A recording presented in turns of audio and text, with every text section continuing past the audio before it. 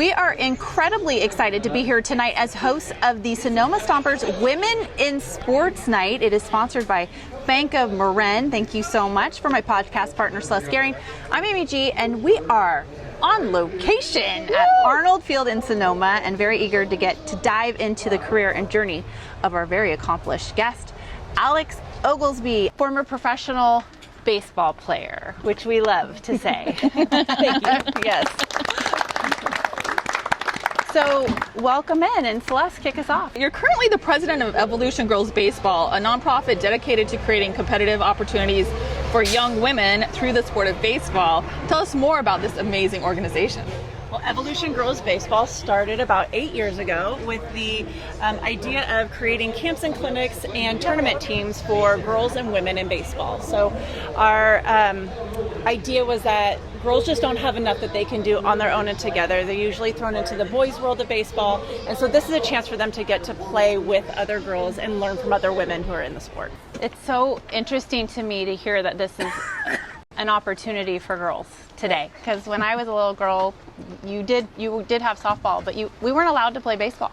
You were a girl, you played softball. We were put into those categories. So let's go back to baby Alex, and how old were you when you started playing baseball, and how were you received? Sure. So my journey started a little bit differently than most girls. I started playing softball and then went into baseball. So when I got to high school, we didn't have a softball team. And so I tried out for the boys baseball team just to kind of stay in shape. And I thought I was staying in shape for softball, and I fell in love with baseball.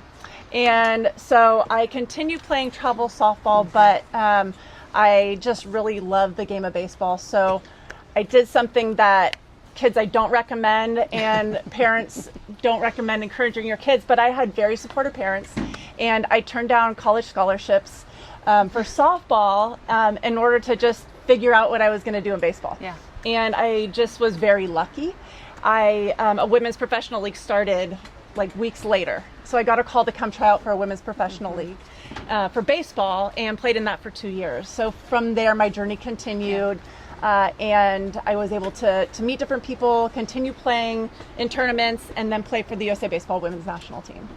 What was it that baseball offered you that softball didn't? Like, what was it about the game that you felt interested you more? Yeah, well, I was a catcher. And so there was just more to the cat and mouse game of base runners and holding runners on that really just pulled me in.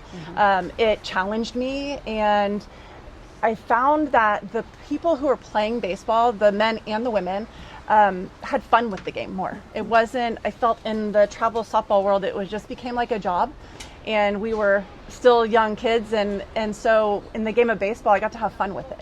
And that's really what captured me. Kind of like an important lesson in life, right? Yeah. Got to have fun. For sure. Yeah. And take us through the moment or evolution when you knew that you wanted to play professional baseball. Oh, the moment I got the chance to. I think to be able, at that point, I was still trying to figure out what I was going to do. And the moment they said, I was actually, I guess a step back was, I was 17 when I graduated high school. And so the league was supposed to be for 18 and over. And so I wasn't going to try out. And they said, well, just come out.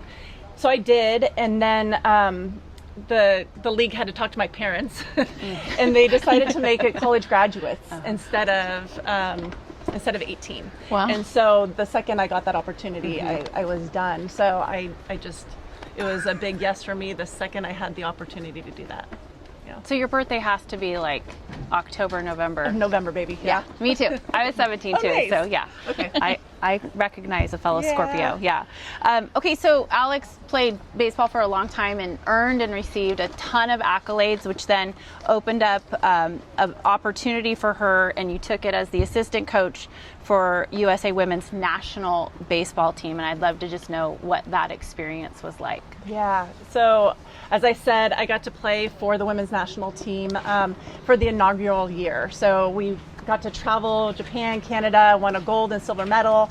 And at that time, that was the pinnacle of my career, right? And it was amazing to get to represent the USA in any way, but let alone on the baseball field doing something I love. So when the time came years later, I got this opportunity, it was, again, an easy decision for me to be part of that. And I was part of a staff that included other women and had been there before. So now it wasn't just this new thing. We had been advocating for this for a long time, and we were really building something. So to get this opportunity to grow for the girls and women behind us was even bigger than just playing for that team. Huge. Yeah. You laid down the template. And you get to see a different side of it. So now we're seeing a whole different side of what it means to have this team here for women and to grow the game to other countries. And the Sonoma Stompers are a progressive organization. One of the first to offer a contract to a female player. How are you seeing the professional baseball scene for women evolve? And are there more opportunities? I love that you asked that, because Kelsey Whitmore, who was one of the first women to be signed here and signed in professional baseball, is still the only woman in professional baseball as of right now. And so she was just in an interview maybe a few months ago talking about how, actually it was in a documentary called See Her, Be Her. If you haven't seen it, it's incredible. I know the Do you know director. Jeannie? Jeannie's great. She is great. And so She was on our podcast. awesome. So if you haven't seen that, See Her, Be Her, it's on Amazon. But Kelsey talks about how she's been the first for a while and how she looks around and she's still the first and she can't believe it. So in the men's world, there's still, long ways to come. It's a tough road. It's a tough road for the guys doing it, right? So for girls to get the acceptance and come in, it starts at the younger ages. So we all look at the professional side because that's what we see. But what we don't see is what happens at Little League. And what happens at Little League, unless you have a daughter playing there, is the girls are asked, when are you going to go play softball? Or why don't you go play softball? Or there's more opportunities in softball, because they don't know about the USA Baseball Women's National Team. They don't know about Kelsey Whitmore. They don't know about the, I'd say 10s or 20 girls that are playing in college baseball now. So we're seeing the development from the bottom up, and it's still working its way, but there will be a women's professional league starting next year. So that's huge. Women's professional baseball league, right? So they will be getting paid to play. They will be on, a platform that is supporting women and supporting that growth for women and not just putting them against men. And that hopefully will help younger girls see that there's a future for them in this game. One of the things that we always talk about in our podcast with whatever guest we have is the financial scene that you're putting yourself in. And you guys know this probably better than most, although you're not quite there yet because a lot of you are still in college. But the journey to the big leagues often takes several different turns, and these players work several different jobs to make ends meet. And that's pretty much in any professional sports scene. As you're working your way up, you work in the off season somewhere to make ends meet. So I won't ask you how much money you make because I get that question all the time and I always say not enough. But what can you share about the financial scene of women's baseball? Where have we come and where does it still need to go? I think right now the bigger opportunities are in coaching and behind the scenes or in the admin offices and things like that. So there are a lot of opportunities for girls and women in even Major League Baseball, but in those capacities. Even with Veronica Alvarez with the A's, Alex Hugo with the A's, so there are different roles. Kim Ng, she's the only GM, who now went to softball. Professional softball. She went to softball. But I mean, part of why they are starting so strong is because of her being there and because of what she's, the opportunity she's had within Major League Baseball. So I think as women, we're great at being flexible with that and taking an opportunity and turning it into something more. But there isn't much money behind it. Even the professional league that's starting is going to be geared after minor league salaries. So there is a long way to come in that. And I think generally as a sports player, until you get to the highest level, it's tough. Yeah. What I see in that, though, is that there's an opportunity to continue to play this game that you love. Like, I played volleyball at Davis, and you knew this was it. So there was nowhere to go when I was in college to continue to play professionally. So I think that's a really good sign that we're getting somewhere with this. Absolutely.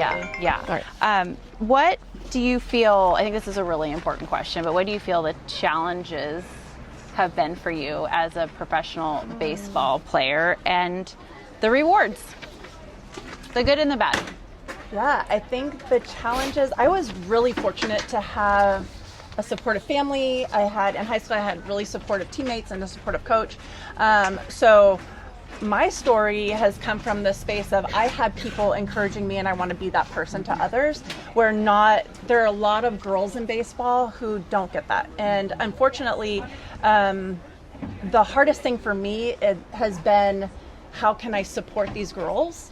Because I'll call it bullying, the hazing, the bullying that comes from the boys' side at such a young age is incredible. The stories that I hear from the girls across the country, and you'll see it. I mentioned Kelsey Whitmore earlier. If you see, she's got a huge social media following, and the things that people say and throw out on social media to those women who have bigger faces on social media, it's crazy. And the idea that, one person on a team, be it female or male, can take a spot of hundreds or thousands that they paint this picture of. That's the hardest piece for me, is how do we support these girls coming up to continue playing baseball? And that's been the biggest challenge. Right. So developing thick skin. Yeah, really. absolutely. I know, it's hard.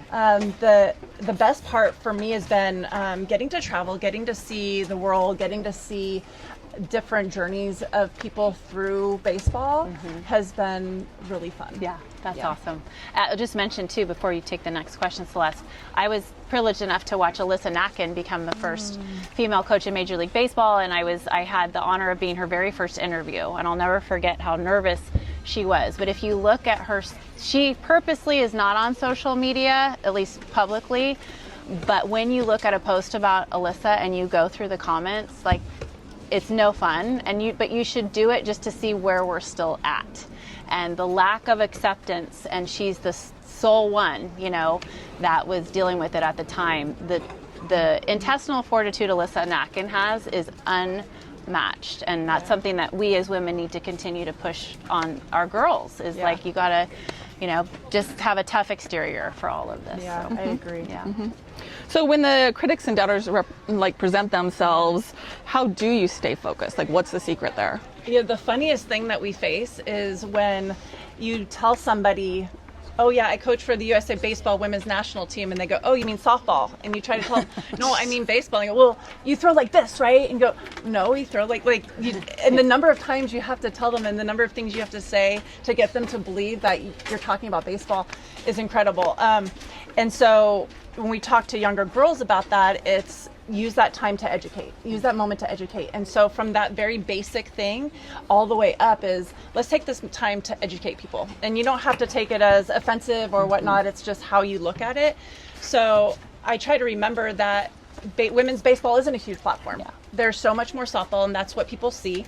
And so I take it as an opportunity to say, actually, there's a ton of baseball out there, and look at it from that perspective of how can I just increase what they know and maybe change their minds. Yeah, for sure. We're getting ready to wrap up here because we know that there is a baseball game to be played. I'm well aware of the fellas starting to warm up, but we got a few more before we wrap it up. And I just know, like, in my position with the Giants, like, at the time, in 2008, I was one of the only women to hold an in-game reporting position in Major League Baseball. So I didn't have any mentors. I had no role models. I didn't have somebody I could go to. What was your situation like regarding mentors and role models? And, like, to the audience, your thoughts on the importance of paying it forward once you do get into that space, passing down the knowledge and the guidance that's needed for generations to follow. Yeah, that's huge. It was huge for me when I came into the professional league. Like I said, I was the youngest player, right? So I had these women who had come before me. They maybe played for the Silver Bullets. They had played for other teams. And so I took every opportunity I could to learn from what they had already gone through. And I think it's just part of the responsibility. The fact that we still have this opportunity to do what we do is part of the responsibility, is passing that down, is providing more opportunities. It is being there for the girls that are coming up and helping them to understand. So the mentors that have been there for me, even now, I have friends and mentors that I can collaborate with and don't have to be alone in it. Yeah. That's probably why I'm still here, because if we didn't have them and had to be in it alone, I feel like there's other paths you can go. So I don't think Celeste and I can count how many calls we made to each other during our careers as we were bouncing. I was in San Francisco, but she was bouncing all the way around, and I was like, how am I going to handle this situation? And we didn't have the same roles, but we were women in sports, and it was huge to have a sounding board. Absolutely. Yeah. And with every podcast, we always ask our guests the best piece of advice for all of our listeners out there. So what's your best piece of advice? Best piece of advice. Well, if we're talking girls and women's baseball, I would say if you're coaching baseball, if you're coaching youth baseball, I would say it's just to be supportive of the kids in any capacity of whatever it is they want to do. Instead of pushing them in the direction you think they should go, try to just be supportive in the route that they want to go. Girls know that they're softball. They know the avenues of softball. So if they want to play baseball, just be supportive of them playing baseball. For the girls that are playing baseball, keep playing. There are so many more opportunities than you know are out there. Continue to play. Find the people that know more than you and learn from them. And I think that speaks to everybody, right? Network, find the people, find your people, and look to the ones that are going to be there in a positive way than the ones that are going to be there in a negative way. So we cannot thank Alex enough for coming out here today, sharing her story. We also need to thank Bank of Marin and the Sonoma Stompers for making this evening possible, because that's pretty huge for us. Just seeing that happen is a big step. We loved hosting Women in Sports Night here at Arnold Field. We know that there's a game to be played, so we're going to get moving on, and we'll plug the podcast. Yeah. So please follow us at Girl How'd You Get That Gig. We're on YouTube and Instagram, and our handle is at Girl Gig Podcast. That's a wrap for us. Let's play some ball. Yeah. Go and Stompers. go Stompers.